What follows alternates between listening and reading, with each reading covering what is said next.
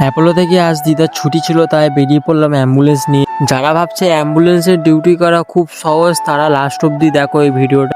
তো দাদা আর আমি এই ভাইটার জন্য দাঁড়িয়েছিলাম, ভাইটাকে গাড়িতে তুলে আমরা বেরিয়ে গেলাম। আমরা গেছিলাম লালবাগান অ্যাম্বুলেন্স নিয়ে। ফার্স্টে পেট্রোল পাম্পে তেল ভরে নিলাম। তো বন্ধুরা, তোমাদেরকে বলে দিই, অ্যাম্বুলেন্সে কোনো রকম টোল লাগে না।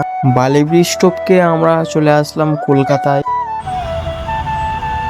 তো চলে আসলাম কলকাতার সবচেয়ে বড় hospital, Apollo multi specialist hospital. দাদা গিয়ে ছুটির কাগজপত্র জমা দিয়েছে। আমরা এমার্জেন্সির সামনে অ্যাম্বুলেন্সটা দাঁড় করিয়ে অনেকক্ষণ ওয়েট করার পর বেশি দেরি না করে দিদাকে ঝটপট গাড়িতে তুলে নিলাম আমরা।